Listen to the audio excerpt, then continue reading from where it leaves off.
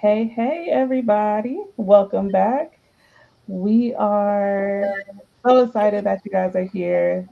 Today, we're talking about something that many of us experience, and I know I personally experience it, which is why we came up with this topic because a lot of times we don't name it out loud, or we don't know how to name it out loud, but we're talking about self doubt and self sabotage.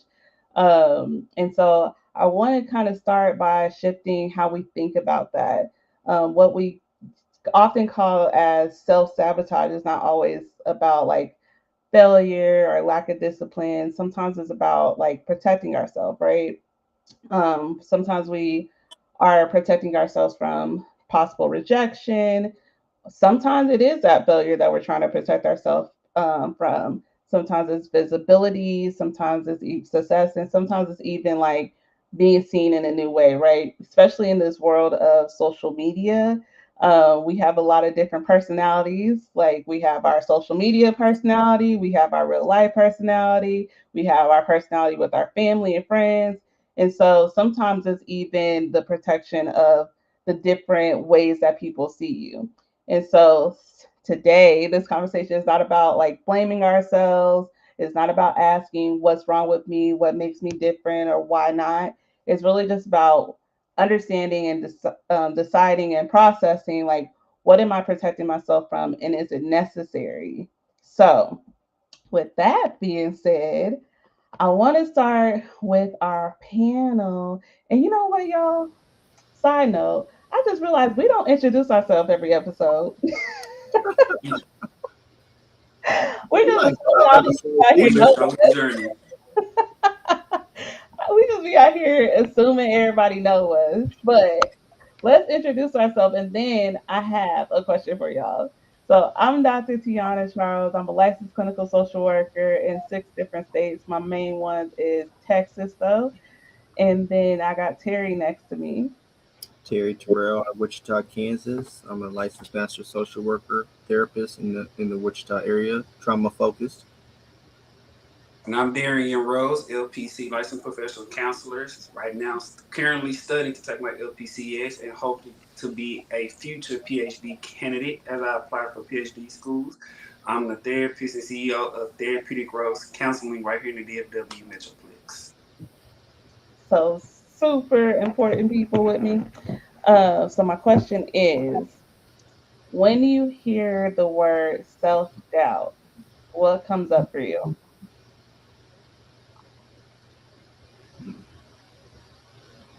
I'll go first. When I hear self doubt, the first thing that pops up to me is like feeling inadequate. Mm, Um, Feeling inadequate, not feeling devalued, unappreciated, and it's not so much from other people, so much of myself. From what your question when you say self doubt, because it's coming from myself. I'm not feeling worthy. I'm not feeling valued. I'm feeling very unsure, feeling very less than because I might not know what to do, or might not have a blueprint or what to follow, or where to go, or where to gauge. As I sometimes look for directions in things, as I sometimes go upon quests to try to get to a certain area, and I just don't know. And I know we're gonna later talk about it, but that kind of leads to the self-sabotaging behavior. So the first thing that popped in my head is a feeling of feeling inadequate. yeah, Very I have to ride with him on that. Um, Whenever you think of self doubt, inadequacy, insecurities, Mm-hmm. uh, I think each gender holds their own specific brands. But I think that in our ethnicity, I think there's a lot of things, especially in history, that has shaped voices and messages that really do help reinforce that sometimes we don't feel like we're worthy. Um, if you look at the Constitution and some of that, at one point in time we weren't even considered a full human.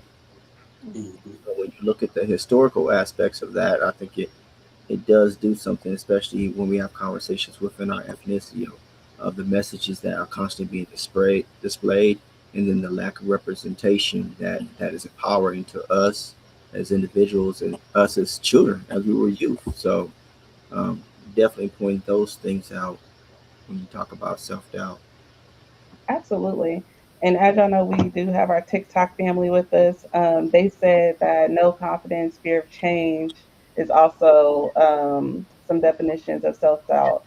And with me, I also would add in that self doubt is also the disbelief that you can accomplish things in a certain way too, right? I almost equate it to perfectionism, Mm, right? yeah. Because the desire to want to be perfect in certain things then push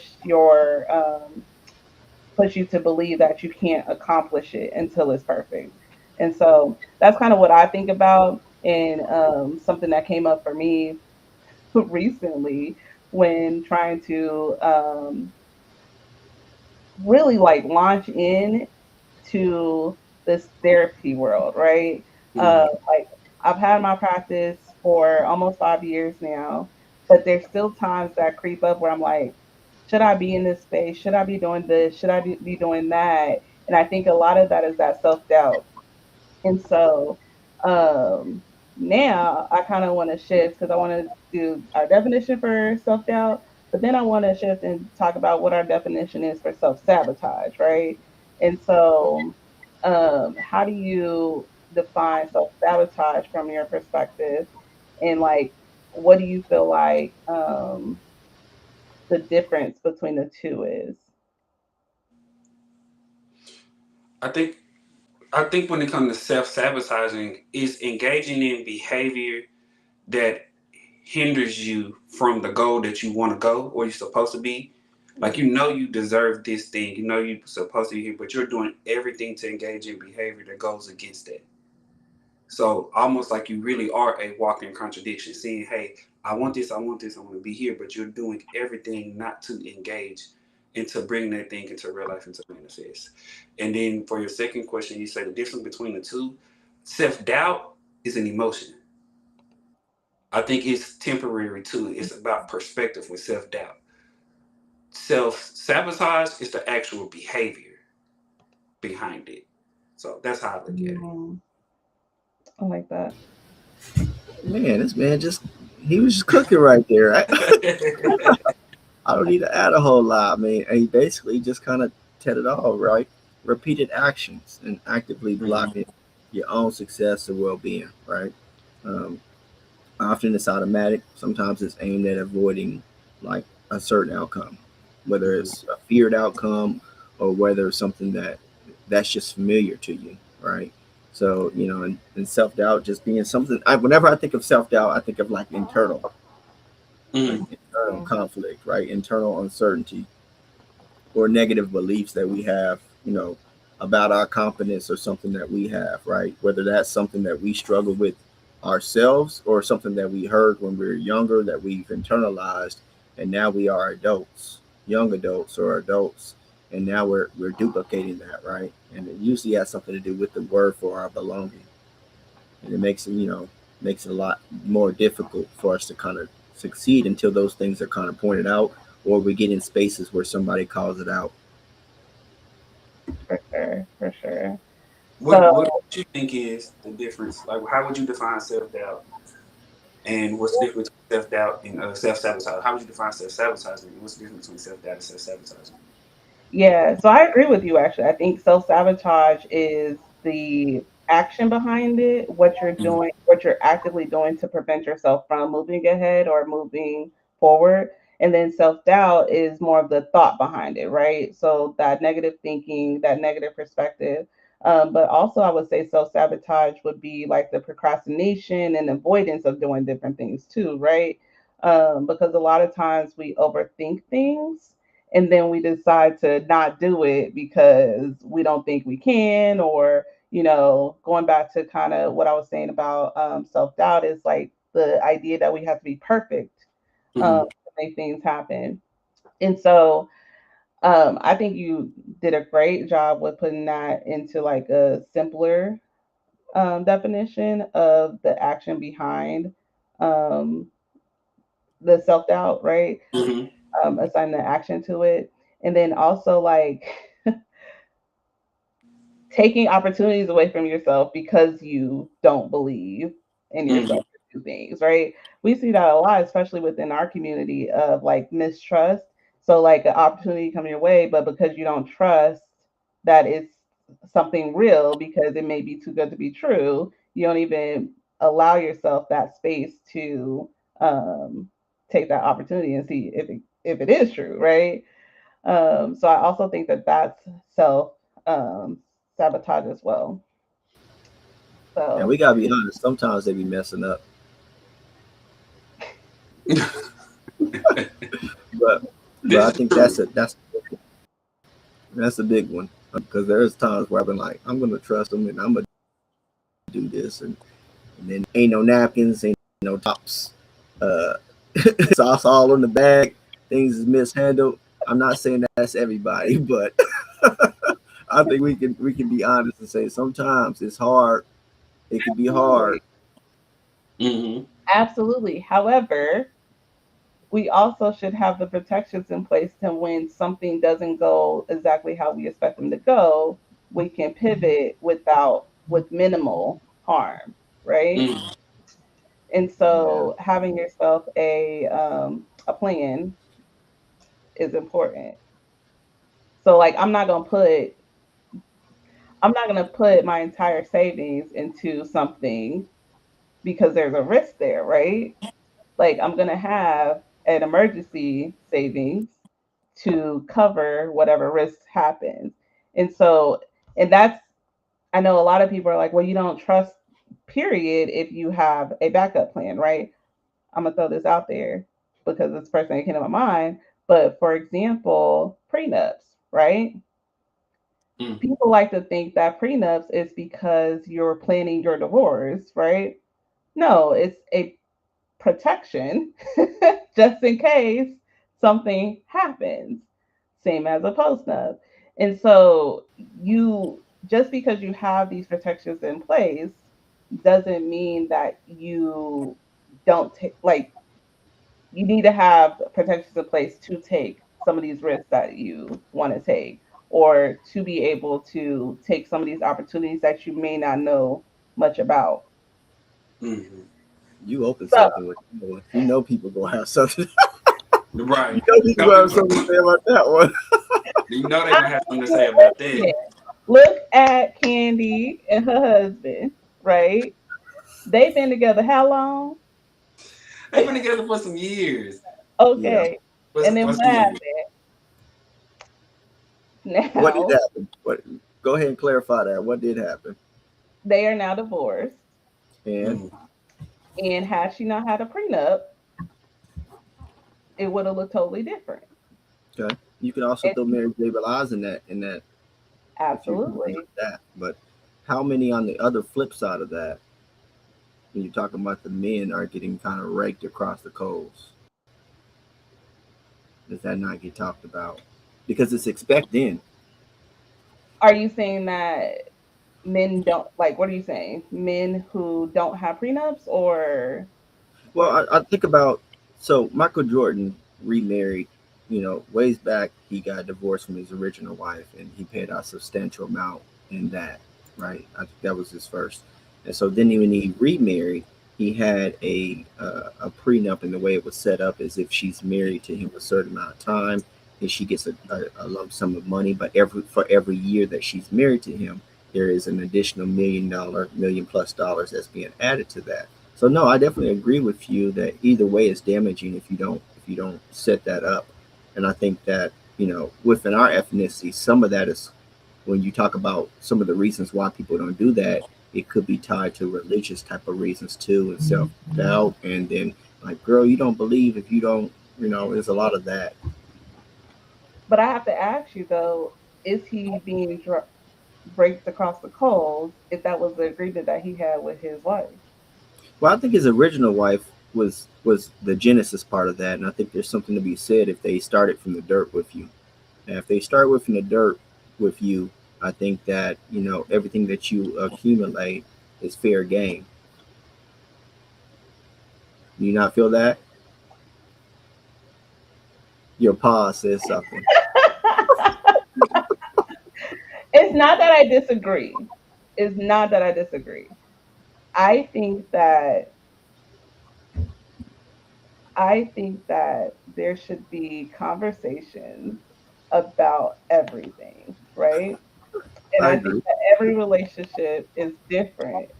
So I don't want to say a blanket statement that every single relationship who has helped raise their husbands up in whatever field that they're in, every single I said husband, right? Yeah. Yeah, Any partner, wife or husband, who has Mm-hmm. helped raise them in their field or whatever they're doing, deserve half of everything. I don't necessarily believe that, but I do think that it should be a conversation regardless. I think that's a great segment that we're going to have to explore because I think that there's a lot of lot of pieces like you said. There's no you can't throw blanket statements on everybody, all right?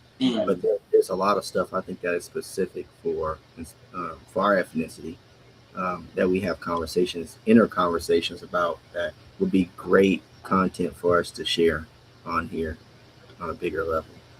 Right. I agree. I agree. But I do think this goes into the money conversation. We don't have to spend too much time there, but this goes into the money conversation of having multiple conversations with your partner about money, about what their money story is, where they came from, what their relationship with money is, and things like that, right? Because once you understand how someone values money, then you can have these conversations of if this does not work out tomorrow, right? What does that look like for either one of us, and how are we going to protect ourselves in the process? So Absolutely. I do think that's definitely a bigger conversation. Um, but it's a great conversation to talk about when it comes to self sabotage, right? Yeah. Because how many people self sabotage themselves because of a relationship? Um, so when do you feel like you've ever self sabotaged yourself? Um, and when did you recognize that? Mm. When you say That's self sabotage ourselves, in what aspect? I feel like I have done it. Sometimes it may be in different areas though. I Mm, know when we think of self sabotage, some people's minds, or at least my mind, goes to relationships because I like talking about relationships, right?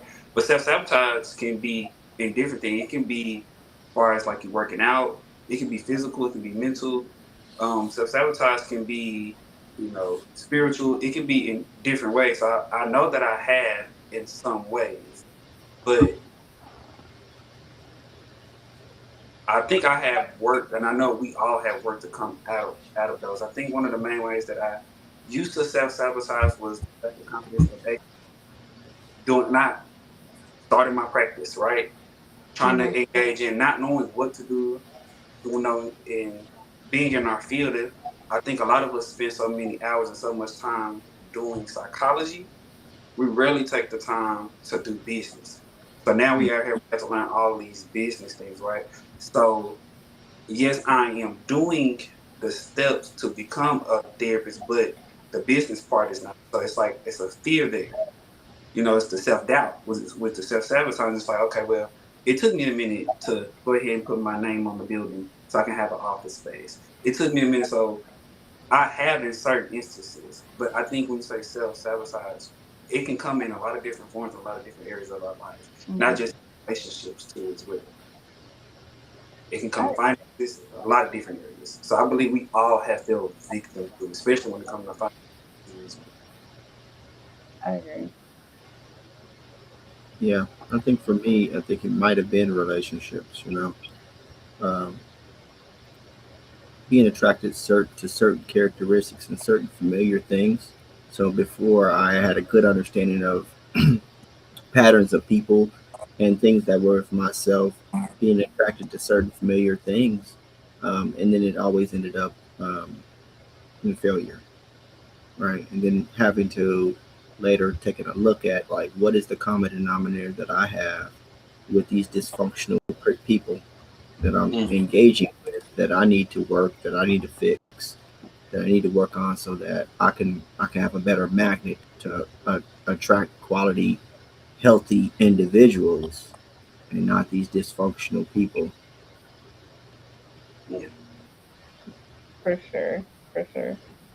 I would agree. I would say that personally, um, I tend to self sabotage.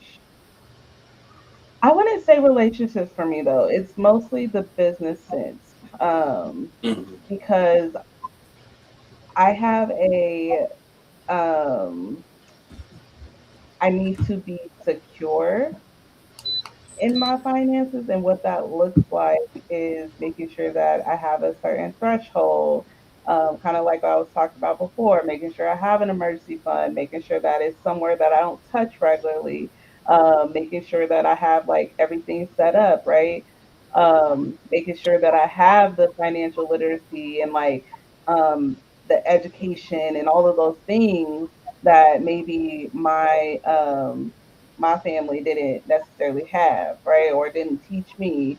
Um, so I think that when it comes to, and I'm bringing that full circle, the self sabotage part of that is, right? The fear of going into full time private practice, because Mm-hmm. in reality, a job under with somebody else, even though, you know, the job under somebody else, that's security. It's gonna be there. I Mm-hmm. am a social worker, so I'm gonna have a job, but this decision to be on your own is a very risky decision if, like you said, Darian, you don't have the full business sense to be successful in it, right? Because there's a lot of things that nobody talk about. For Mm-hmm. example, making sure you got in Texas your franchise tax in every major, Mm-hmm. right? The making sure you got the feds paid, making sure you're filing it correctly, right? These are things that nobody talks about until you get in business. Um, Making sure you have all the paperwork, all the rules that the licensing boards have, and things like that. No one talks about these things until you read that multi-page document. Mm-hmm. Yeah. in in Texas, we have a lot of different rules that is ingrained into our statutes that I'm telling you, I never learned. I never knew. Like, Never I even didn't just heard the take word. my test and know that, right? Some of that Hmm. stuff's not even in our so in Texas we have a test that we have to take for law and ethics. I'm gonna just generalize that. Some of the stuff that we need to know is not in that exam. Mm-hmm. So that's kind of where I go to when it comes to personal self sabotage is continuously spending my time on a full time position, instead of branching out, leaping out on faith into a private practice space because it's scary. But I think you made a valid point, though. It's the know-how and the information that can be overwhelming at times. Mm-hmm. I was blessed in the Wichita, Kansas area to come across a group called Sparks Academy. Uh, Shout out to Sparks, and they pretty much prepare you, take you to a 12-week course of how to business plan, how to set up your LLC, how to pitch, how to. So there's all those small details that you were mentioning that can feel really overwhelming if you don't have a professional that can show you the intricate details of how to get that done. Because no one wants to be in trouble with the IRS or the federal government. Mm-hmm. That's just a losing battle from the jump. Um, I think TD Jake said something I thought that stayed with me one time. He said sometimes, within our ethnicity, we've gotten so good at hustling that we don't know how to run businesses. No, And I As think that's know tough. how, That's tough. yeah. And so when we start thinking about that and learning the right information, then we feel more confident to do this, right? So when I like the company I was at actually ended up laying off my entire department, and then I ended up graduating from that program 2 weeks later, right? So when you talk about things just happen to fall into place, I had to make a decision whether I was going to jump or whether I was going to go back into a position where I could be comfortable getting the check, and I was ready to jump, right? put the rubber ducky on. Let's go, right? Mhm. But I had a support system, of course, and that's a big thing too. Is having a support system that Yeah. believes in you, that can support you when those times get a little bit rocky. I would even dare to say that that hustle culture is self sabotage. Yeah, Okay, survival, definitely explain that. What survival. do you mean?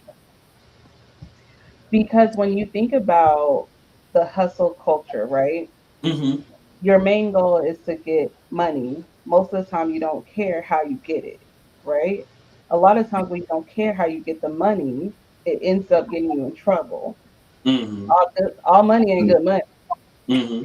So I would say that that is self sabotage because you're not paying attention to the way that you're getting it. You just are trying to get it.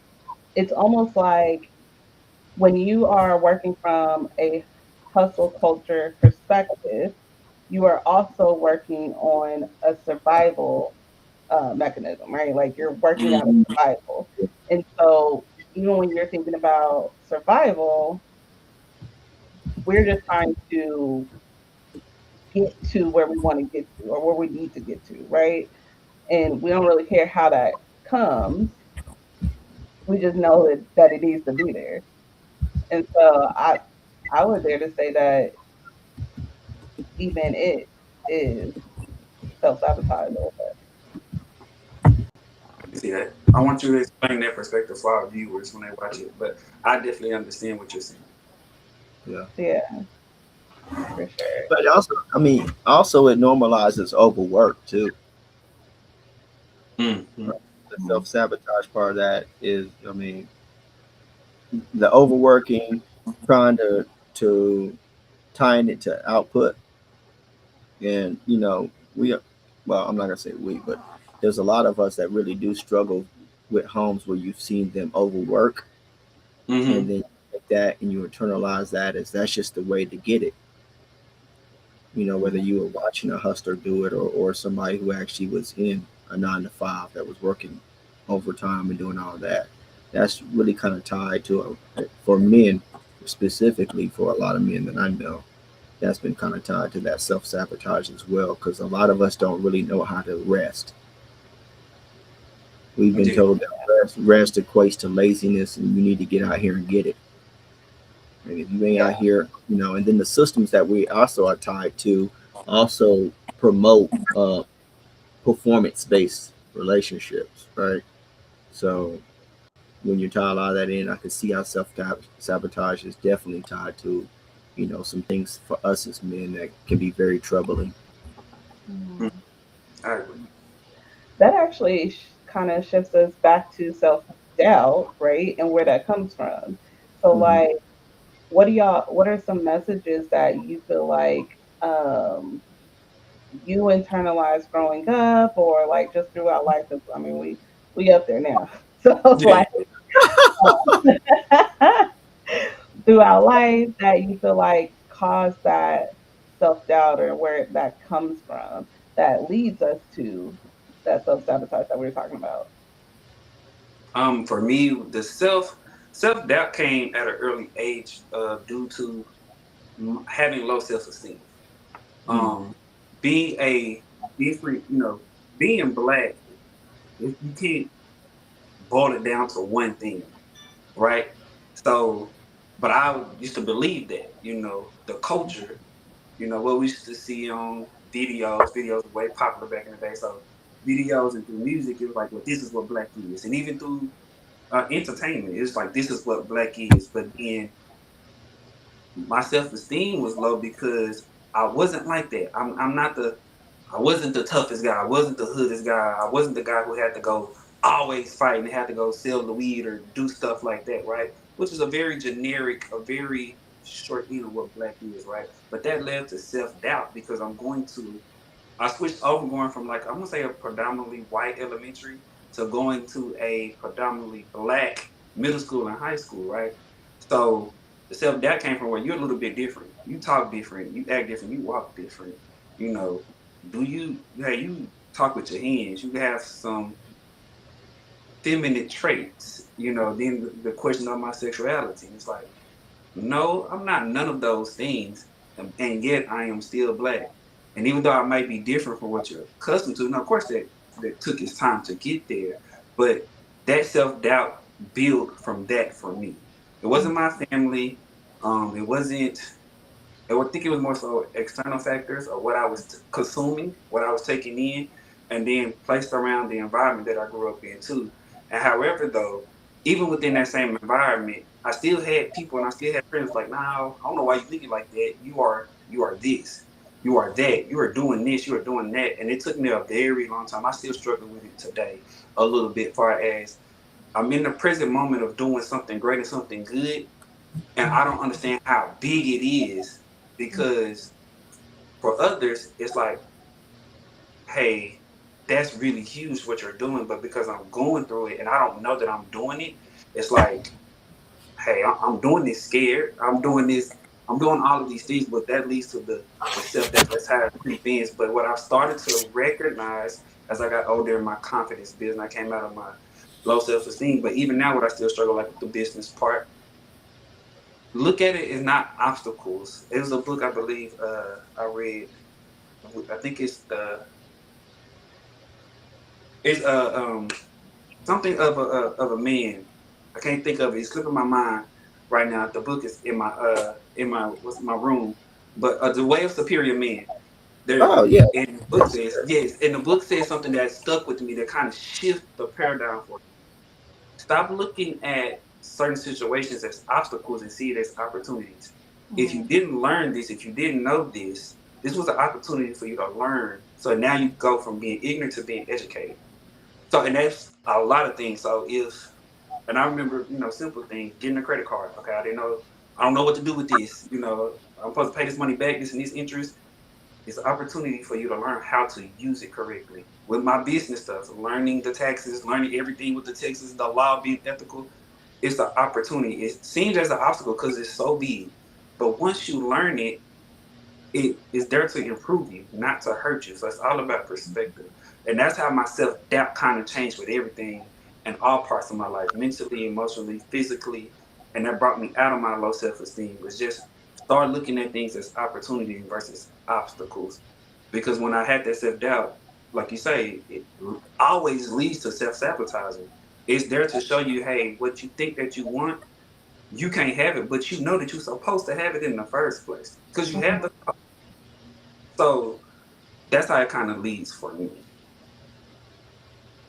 And thank you for sharing, man. That's for being vulnerable with that, and I'm sure that pretty help that helps somebody. Yeah. Definitely. For me, I think it was perfectionism. Right. Mm. I need to be perfect. You know, mistakes can be catastrophic. And then what happens is, then the perfection becomes a coping strategy to like avoid criticism, right? I remember, grades in the house was a big thing. Mm. Even even within my family, D's and F's were for dummies and fools, is what they said, right?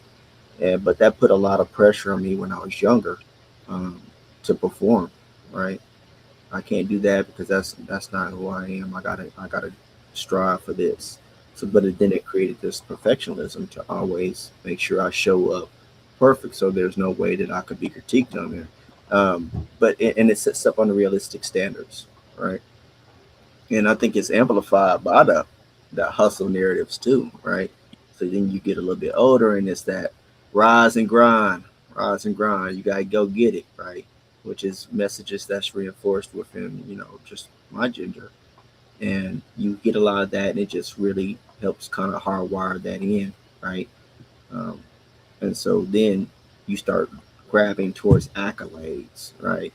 Mm-hmm. Accolades, different things to prove that what I'm doing is I'm going in the right direction, and I'm killing this thing.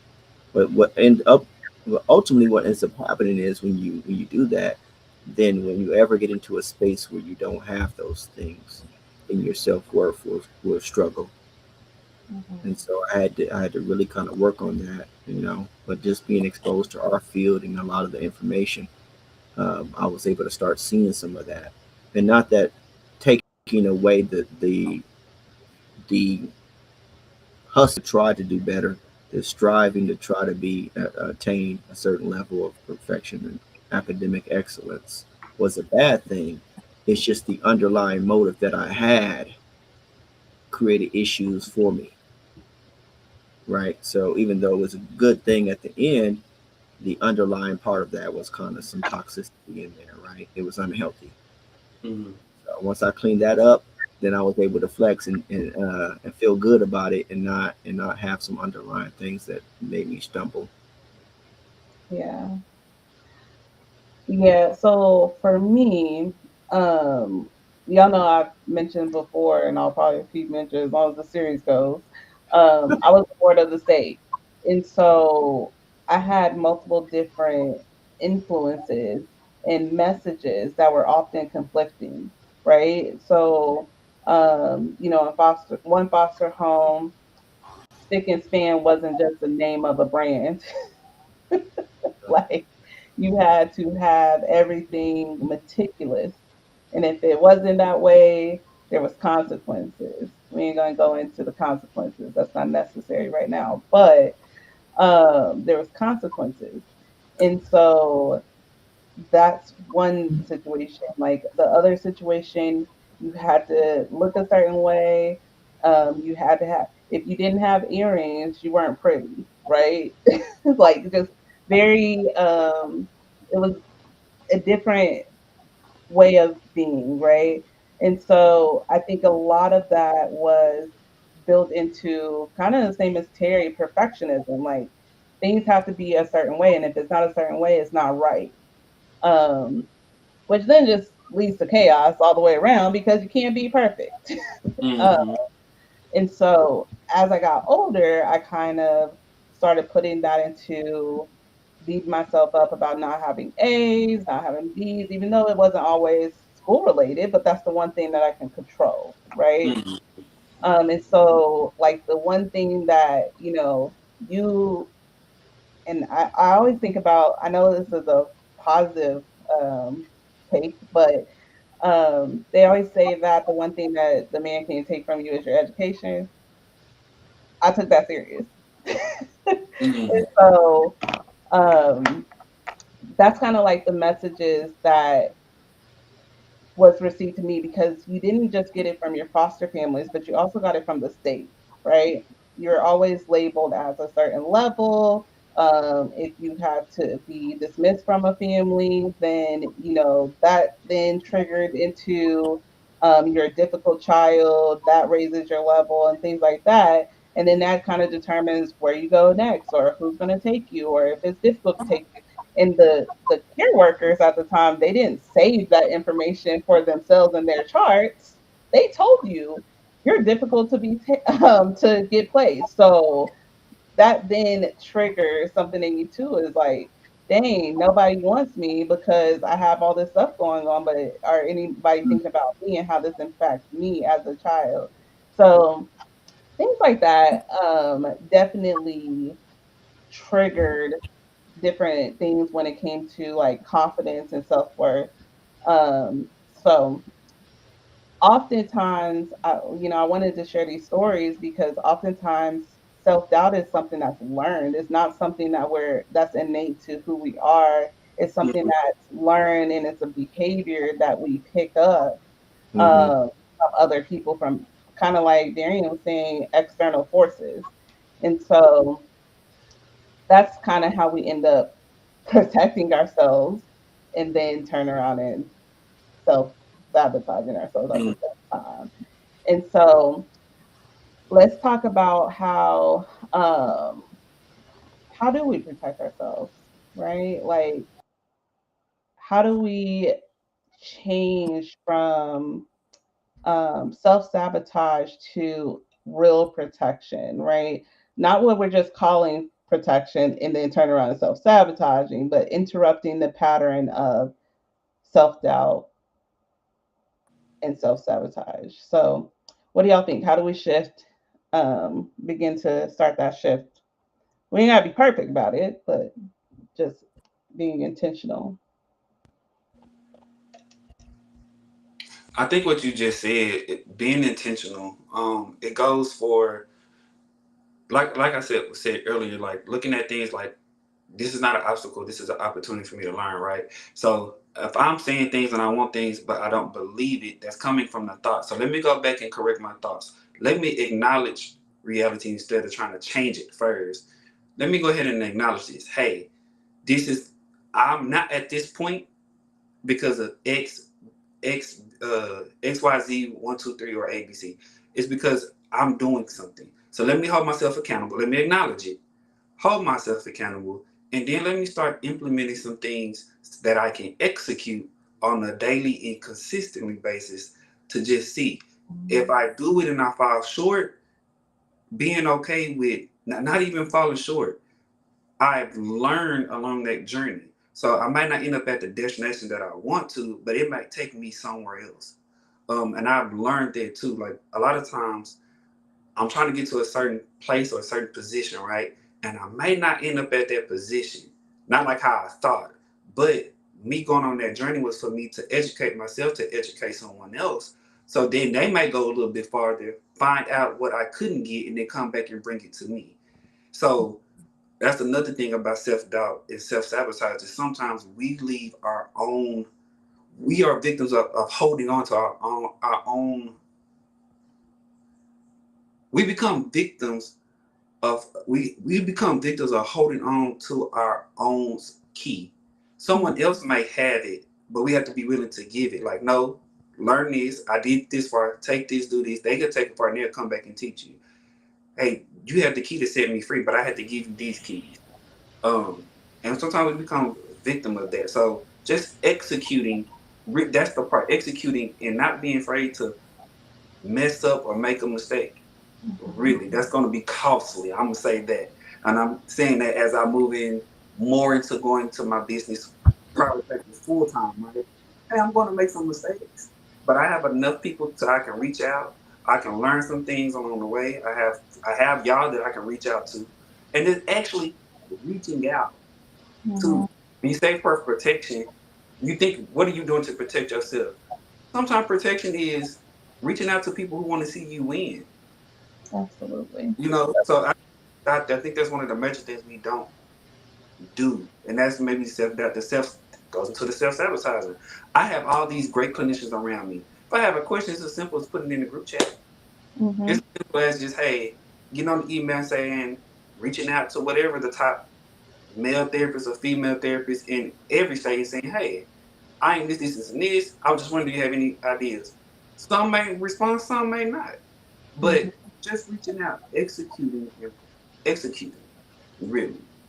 So, and getting out there and doing this, enjoy the journey of it in a simpler form. So, Mhm. Absolutely. No, he's talking right. And I think that self sabotage usually isn't about one to fail. It's always about a protective strategy yeah, that, that you've come up with, right? Whether it's maladaptive or not. And I yeah, think one of the biggest things that you just talked about was finding and tapping in, leaning into the support system, that village. If you don't have a village, you have to go create one. Um, mm-hmm.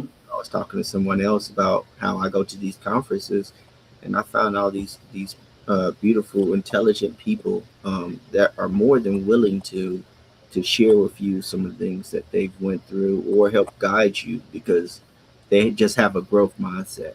And I think you have to put yourself around people who have a growth mindset because then iron sharpens iron. But you can't sharpen yourself against a butter knife. Mm-hmm. You have to recognize the people that you're around are not necessarily helping you grow. Mm-hmm. Um, One of the examples I like to use sometimes when we talk about goldfish.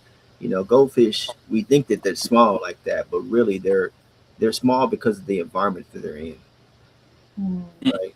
If you put them in a larger environment and more space, they can grow pretty freaking big, right? You've seen some like the koi fish and some of those, they get pretty big, right? And so we have to be conscious about where we're at in the spaces that we're in because sometimes they can be really defining and reinforcing some of the ideology that's keeping us in these self-sabotaging behaviors and traps, right? So, just being self-aware, learning how to be self-aware, being able to challenge yourself by things that may not be healthy. It may serve you, but they may not be healthy. And being Mm-hmm. able to challenge those ideas allow you to become a, like you said, allow you to overcome, but also be able to share with somebody else and pull them along as well. So that's I don't know if that fully answers the question, but definitely being self-aware, leaning into your villages, challenging yourself, and self-actualization, helping yourself understand that you want to be the best version of yourself, because the best version of me, the best version of Terry, shows up and I make things better. I make the environments better. Mhm. Mhm.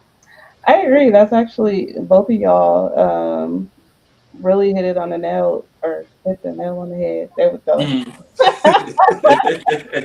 It Um, got hit.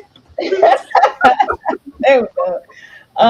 Because it is about building your community, right? Like, Yeah. building your community, having accountability. Like, y'all are this panel is something that was accountability project, right? I was Mm-hmm. talking about this panel at one of Brandon's events, which by the way, shout out to Brandon. If y'all are in the Houston area on I believe it's May 23rd, there is a mingle, meet and mingle for people in the community looking for a therapist, a black therapist specifically. Um, go meet some of the therapists in the area. Anyway, I'll post the flyer on my page. So anyway, I was talking to Brandon at his meetup, what October, and I was like, yeah, I was like, I just feel like we need to get back in the community. We just need to have these conversations. I feel like we don't talk about things unless something happens. Um, I just feel like we just need to do more. And he was like, all right, let's do it. And I was like, wait, what? What do you mean? He was like, no, let's do it. Like, this is a great idea. We should actually do it. And I was like, all right, cool. So I reached out to people that I felt like would be in great conversation, people who, was in my community. And I was like, hey, what do y'all think about this? And here we are, all five of us, UC three today, but it's six of us who was like, this is a great thing that we should continuously talk about. Let's keep it going. And so having them people who's going to be like, hey, yeah, you have this idea, but nothing's going to happen until you do it. So do Mm-hmm. it, and then we can perfect it later. I actually just posted something on my story similar to that about like sometimes it's not going to be perfect. You're not going to know what needs to be shifted until you do it. And Yeah, so that also with I know we talk about all the time, but just having a therapist, have a therapist. Even if you're a therapist, have a therapist on absolutely. standby so that you can reflect and identify like what you need to identify because sometimes you aren't self-aware about what's going on. Sometimes you need somebody who isn't in your immediate circle to be like, I think you should rethink about that. Um, and so that's also something that we should consider. So also just being able to name it as well, right? Just name what's going on and call it out for what it is important. So yeah, I think y'all call that out. Sometimes we're not gonna eliminate the doubt all the way. Sometimes it's just not gonna work that way, right? But sometimes we just have to be like, all right, well, this is what it is, and just continue to move forward. For example, you're like, um, I don't great with X, Y, and Z as I think, or as such and such. Let's just say it's a comparison because that's what we comparison is the thief of joy. I tell you. So when we see those thoughts, a lot of us don't know what we're actually feeling in some of the moments, Shout right? out to Don't know what we're actually feeling in some of the moments, shout right? out to the feelings, Will. Shout out to Causing this fear, right? Like is there I challenge that. So I challenge that. Yeah. Yeah. Why do Change the story and maybe even write. I'm a big proponent of trying to journal or write your thoughts out, right? So just writing maybe one realistic thing that could be a benefit if you did do something different, right? You write it out, you're gonna believe it. You speak it to yourself enough times, you're gonna believe it, right? So I'm sorry, I had to hijack that because I wanted you to speak. you And I want to say, whatever in the challenge, birth someone or us, because this is pretty big for me. I love doing this, right? And it's encouraging me.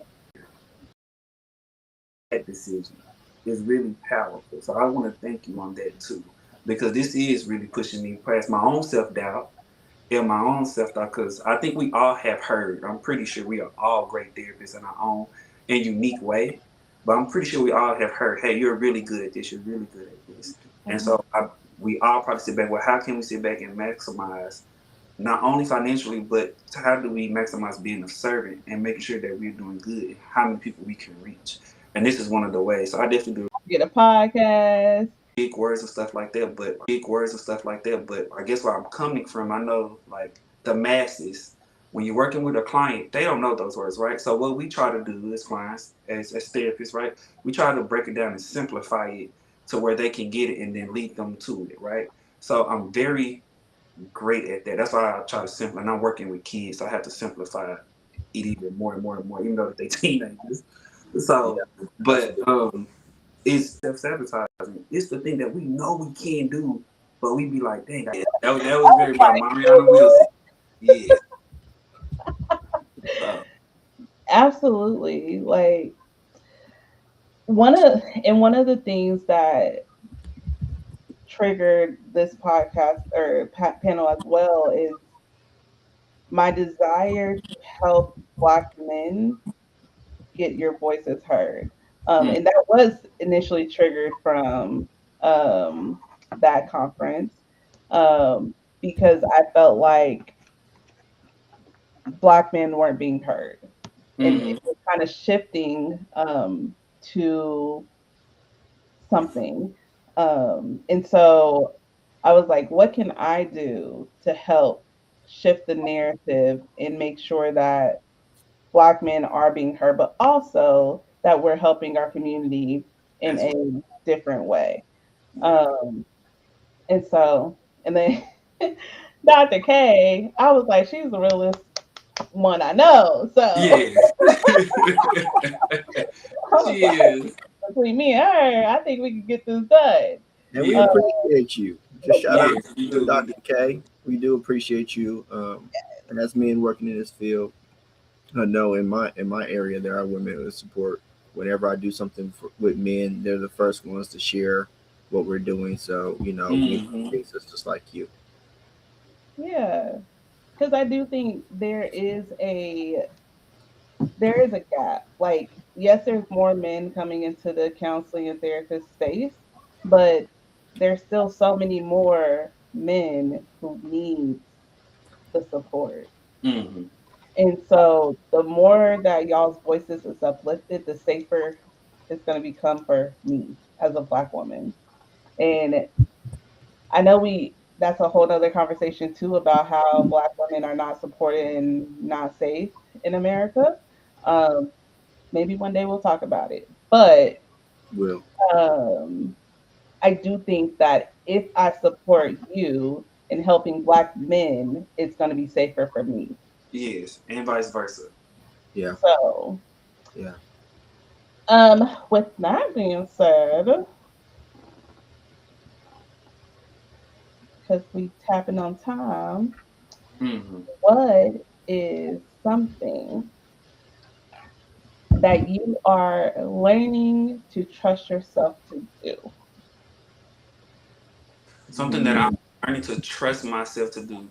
Humble myself. I learned this from Mike Beasley. Everything that I do is to try to be educational. So I listen to all different type of podcasts, women podcasts, different culture podcasts, because I try to take and see what I can use and implement. The latest thing that I've watched was Michael Beasley. He said you have to humble yourself to know. You have to humble yourself in order to learn. Know that you need to learn. I think right now is with the current station of me really transitioning over into a full time entrepreneur and therapist, and continue to go, and then all these things can work out. So I love that. Okay, for me, I'm learning to trust myself to be a badass.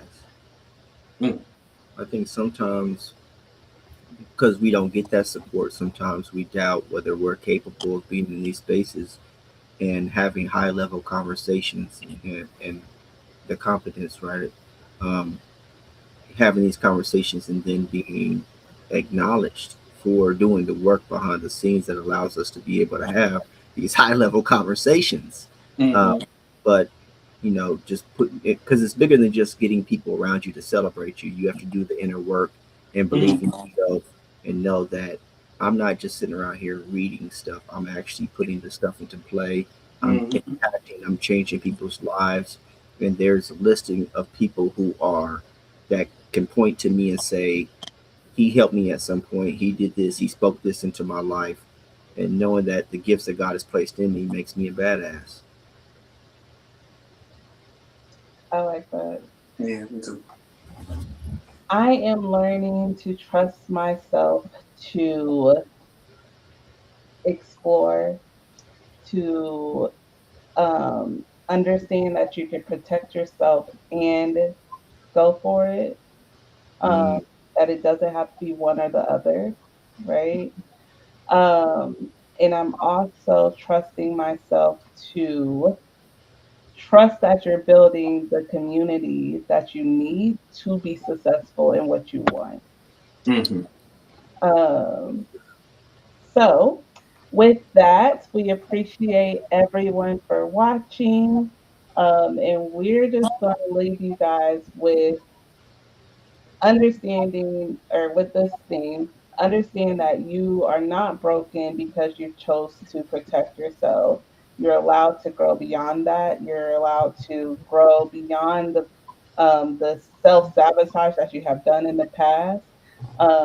Self doubt is going to show up and it's going to speak to you, but it doesn't have to lead you.